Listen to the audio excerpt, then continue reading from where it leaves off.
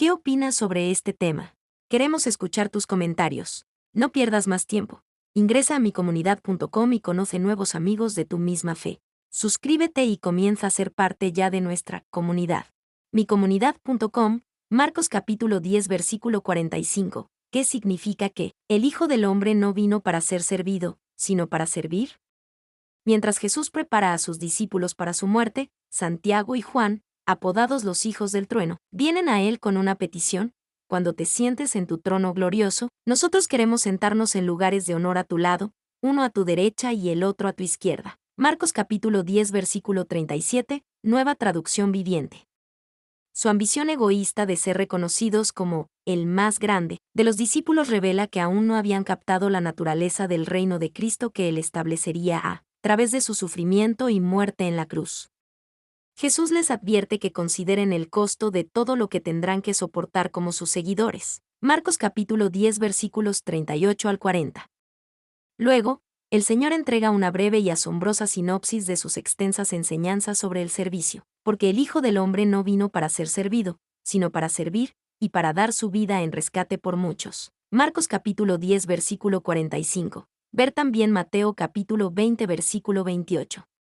Santiago y Juan supusieron erróneamente que la prominencia en el reino de Dios se basa en la posición, el poder y la autoridad. Jesús explicó que el camino a la grandeza es un viaje angustioso de sufrimiento, el mismo tipo de sufrimiento que Jesús soportaría. Marcos capítulo 10 versículos 38 y 39, Juan capítulo 15 versículo 20. Irónicamente, Santiago y Juan ciertamente sufrirían mucho como Jesús.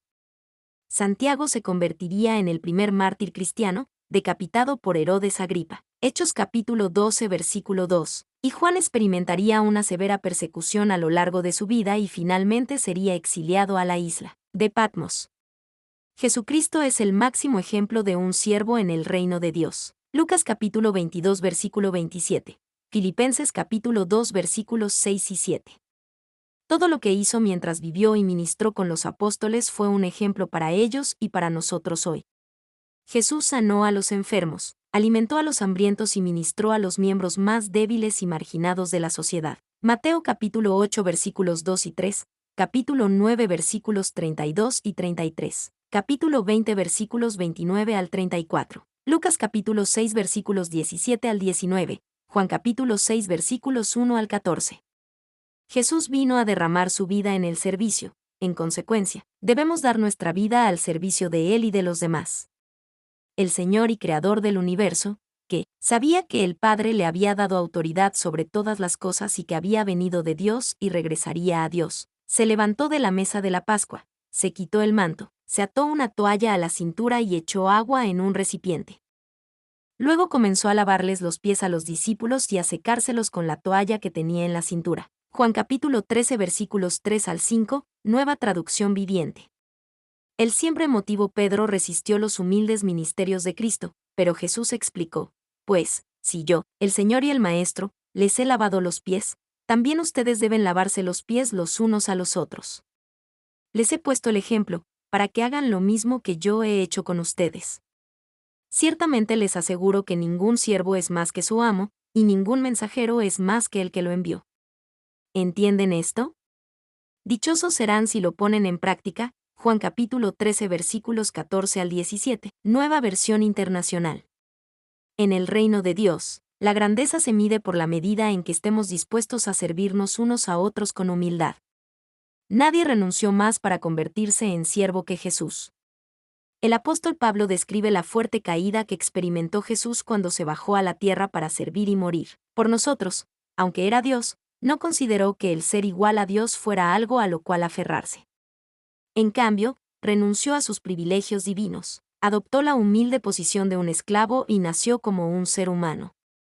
Cuando apareció en forma de hombre, se humilló a sí mismo en obediencia a Dios y murió en una cruz como morían los criminales. Filipenses capítulo 2 versículos 6 al 8, Nueva Traducción Viviente. Teniendo en cuenta lo que hizo Jesús, es absurdo que sus seguidores se ofendan o se sientan degradados cuando realizan tareas sencillas, sin pretensiones e incluso sin recompensa. Jesús dejó atrás una posición gloriosa y exaltada en el cielo, pero obedeció obedientemente a su Padre en todo. Lucas capítulo 22 versículo 42. Juan capítulo 5 versículo 19. Primera de Corintios capítulo 15 versículos 27 y 28. Hebreos capítulo 5 versículos 7 y 8. Capítulo 10 versículos 5 al 7. Cristo, el buen pastor, dio su vida por nosotros. Juan capítulo 10 versículo 11. De manera que nosotros también tenemos que dar la vida por nuestros hermanos. Primera de Juan capítulo 3 versículo 16, nueva traducción viviente.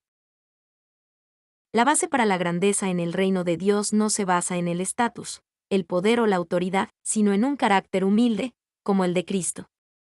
En el comentario de la exposición bíblica, Warren Wiersbe afirma: obtenemos un trono pagando con nuestras vidas, no orando con nuestros labios.